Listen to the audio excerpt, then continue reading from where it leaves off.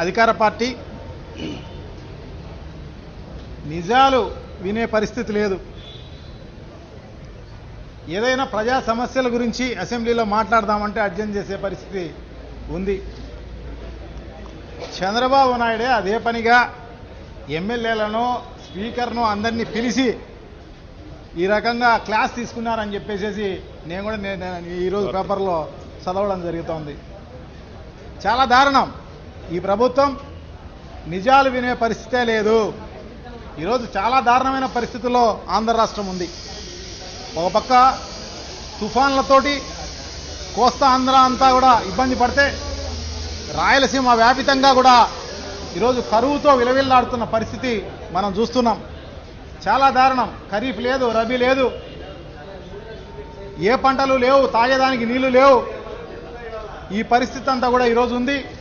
So దాంట్లో భాగంగానే ఈరోజు క్వశ్చన్ అవర్లో ఇన్పుట్ సబ్సిడీ గురించి, క్రాప్ ఇన్సూరెన్స్ గురించి డిస్కస్ చేద్దామన్న ఉద్దేశంతో జగన్మోహన్ రెడ్డి గారు మా అధినేత మాట్లాడడం మొదలు పెట్టంగానే మైక్ కట్ చేసే కార్యక్రమం అంతా కూడా జరుగుతుంది అని చెప్పి మీకు అందరికీ కూడా తెలియజేసుకుంటున్నాం.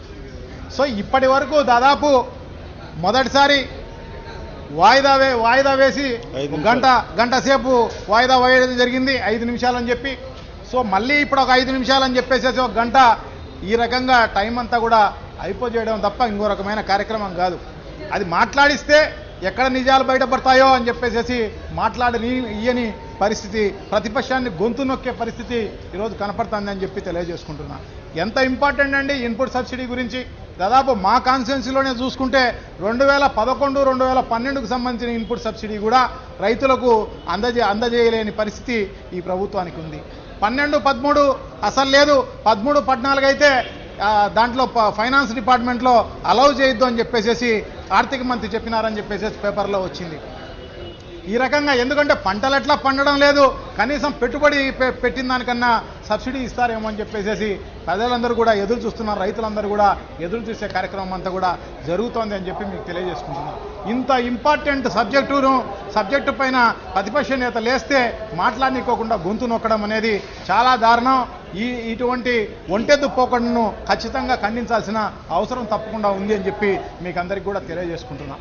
సో అదే కాకుండా నిన్న జరిగిన విషయంలో కూడా హౌసింగ్ గురించి కూడా మాట్లాడుతూ, ఎందుకంటే దాదాపు ఇప్పటికి 10-11 నెలలు గడిచిపోతుంది, ఒక్క ఇల్లు ఇచ్చిన పరిస్థితి లేదు. గతంలో ఇల్లు కట్టిన దానిలకు కూడా బిల్లు ఇచ్చే పరిస్థితి కూడా లేని ఈ ప్రభుత్వం ఊరగా కాలయాపన చేసే కార్యక్రమం అంతా కూడా జరుగుతోంది అని చెప్పి మీకు అందరికీ కూడా తెలియజేసుకుంటున్నా. మీ ప్రభుత్వం ఉంది, ఒకవేళ అదేమన్నా అన్యాయం జరిగి ఉంటే, అదే దొంగ బిల్లులను ఏమన్నా చేసుకొని ఉంటే డెఫినెట్గా మీరందరూ కూడా చర్యలు తీసుకునే వాళ్ళపైన చర్యలు తీసుకోమని కూడా మేమంతా చెప్తున్నాం అన్నమాట. తప్పకుండా మీ ప్రభుత్వం ఉంది, మీరు ఏ ఎంక్వైరీ అయినా చేయండి, ఎవరిపైన కూడా వాళ్ళపైన చర్యలు తీసుకునే దానికి అవకాశం ఉందన్నమాట. అది చేయకోకుండా కాలయాపన చేసే కార్యక్రమం చేయడం జరుగుతుంది తప్ప ఏం జరిగిన కార్యక్రమం లేదు అని చెప్పి మీకు తెలియజేసుకుంటున్నా. ఈ తెలుగుదేశం ప్రభుత్వం ఒక్క డిపార్ట్మెంట్లో ₹1 ఖర్చు పెట్టిన పరిస్థితి లేదు అని చెప్పి మీకు అందరికీ కూడా తెలియజేసుకుంటున్నా. ఇదంతా కూడా చేసింది ఏంటంటే 10,000 కోట్ల రూపాయల సెక్యూరిటీ డిపాజిట్ను డిపాజిట్ చేసి అప్పు చేసింది తప్ప ఈ ప్రభుత్వం ఇంకో రకమైన మంచి కార్యక్రమం చేసిన పరిస్థితి లేదు అని చెప్పి తెలియజేసుకుంటున్నా. అది కూడా జీతాల కోసం అది కూడా అప్పు చేసిన పరిస్థితి, చేబదులు తీసుకున్న పరిస్థితి ఉంది. అటువంటి తప్ప ఇంకో కార్యక్రమం లేదు. ఇంకా చేసింది ఏందయ్యా అంటే చంద్రన్న కానుకలు, సంక్రాంతి సంబరాలని జరుపుకుంది తప్ప ఇంకో రకమైన కార్యక్రమం లేదు. ప్రజలకు ఏం సహాయం చేసినావని నువ్వు సంక్రాంతి సంబరాలు జరుపుకుంటావు, ఏం చేసినావని చెప్పేసి నిన్న చంద్రన్న కానుకలు జరిపే కార్యక్రమం చేయడం జరుగుతుంది అని చెప్పి తెలియజేస్తున్నాను. చంద్రన్న కానుకల్లో దాదాపు 350 కోట్ల రూపాయలు ప్రజల డబ్బును దుర్వినియోగం చేసినారు తప్ప ఇంకో రకమైన కార్యక్రమం లేదు అని చెప్పి తెలియజేసుకుంటున్నా. దాంట్లో కూడా కమిషన్లు లేపి దాంట్లో కూడా దాదాపు 45-50 కోట్ల రూపాయలు దాంట్లో కూడా అవినీతి చేసినారు తప్ప ఇంకో రకమైన ప్రజలకు మంచి చేసిన కార్యక్రమము లేదు అని చెప్పి మీకు అందరికీ కూడా తెలియజేసుకుంటున్నా. నిన్న బడ్జెట్లో అయితే ఏదో పెద్ద ఎత్తున మేమంతా, ఎందుకంటే నేను కూడా దానికి రాయలసీమకు సంబంధించి GNSS అంటే గాలేరు నగరి సజల సమితికి ఆ ప్రాజెక్టును పూర్తి చేయాలా అని చెప్పేసి దాదాపు 5 రోజులు నిరాహార దీక్ష చేయడం జరిగిందనమాట. సో దానివల్ల అయినా కూడా ఈ ప్రభుత్వం ఏమన్నా దానికి ఏమన్నా కేటాయిస్తుందా అని చెప్పేసి మేమంతా ఎదురు చూసాం, ప్రజలందరూ కూడా ఎదురు చూశారనమాట. కానీ ఆ విషయమే పట్టించుకున్న పరిస్థితి లేదు. గారేరు నగరి సదర సమితికి సంబంధించి 169 కోట్ల రూపాయలు మాత్రమే కేటాయించడం, దాదాపు 1800 కోట్ల రూపాయలు దానికి అవసరం ఉంది. కానీ 169 కోట్ల రూపాయలు విధించడం జరిగిందనమాట. దానివల్ల జీతాలకు సరిపోతాయి తప్ప ఇంకో రకమైన కార్యక్రమం లేదు అని చెప్పి తెలియజేసుకుంటున్నా. దీనికంటే ముందు చంద్రబాబు నాయుడు అక్కడ కడపకు రావడం జరిగిందనమాట. గండికోట ప్రాజెక్టు దగ్గర పెద్ద ఎత్తున ఉపన్యాసం ఇవ్వడం జరిగింది.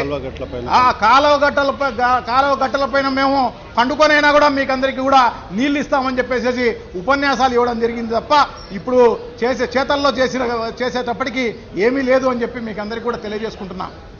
గతంలో ఎలక్షన్లో ఎలాంటి మోసం చేశారో, ఎలాంటి ప్రజలను మభ్యపెట్టే కార్యక్రమం చేశారో, ఎలాంటి అబద్ధపు వాగ్దానాలు ఇచ్చారో అటువంటి ఈ రోజు కూడా కొనసాగించే కార్యక్రమం చేయడం జరుగుతుంది తప్ప ఈ ప్రభుత్వం ప్రజలకు కానీ ఇంకోరికి కానీ చేసే పరిస్థితే లేదు అని చెప్పి మీకు అందరికీ కూడా తెలియజేసుకుంటున్నా.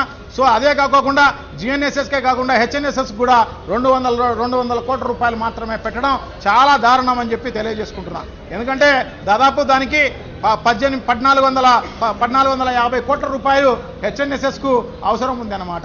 ఈ హెచ్ఎన్ఎస్ఎస్ జిఎన్ఎస్ఎస్ తెలుగుగంగా ఇవన్నీ కూడా పూర్తయిపోతే దాదాపు రాయలసీమ అంతా కూడా నీటి సాగు వచ్చే అవకాశం ఉంది. అక్కడ కూడా రాయలసీమ కోనసీమ మాదిరి తయారయ్యే అవకాశం ఉంది అన్నమాట. సో అటువంటిది ఈరోజు ఈ అరాకొర నిధులు దానికి పెట్టడం వల్ల రాయలసీమను అది గంగా కరువు పూర్తిగా నిర్లక్ష్యానికి గురి కావడం జరుగుతుంది. అక్కడున్న ప్రజలందరూ కూడా వలసలు వెళ్లే పరిస్థితి భవిష్యత్తులో రాబోతుంది అని చెప్పి తెలియజేసుకుంటూ దీన్ని తీవ్రంగా ఖండిస్తూ ఇప్పటికైనా కూడా మేమంతా కూడా తప్పకుండా ఇది దీర్ఘకాలిక పోరాటం తప్పకుండా సలుపుతాం. మేమంతా కూడా ఈ ప్రభుత్వాన్ని ఈ రాయలసీమకు జరిగే అన్యాయాన్ని తప్పకుండా ఎండగట్టే కార్యక్రమం చేస్తాం. అన్ని పార్టీలతో కలిపి అఖిలపక్ష కమిటీ ఆధ్వర్యంలో అనేక రకాలైన ఉద్యమాలు తప్పకుండా భవిష్యత్తులో చేసే కార్యక్రమం చేస్తాము అని చెప్పేసి మీకు అందరికీ కూడా విజ్ఞప్తి చేసుకుంటూ ఈ బుద్ధి లేని ప్రభుత్వానికి తప్పకుండా బుద్ధి చెప్పే కార్యక్రమం భవిష్యత్తులో ప్రజలు తప్పకుండా తీసుకుంటారు అని చెప్పేసి తెలియజేసుకుంటున్నాం. Thank you.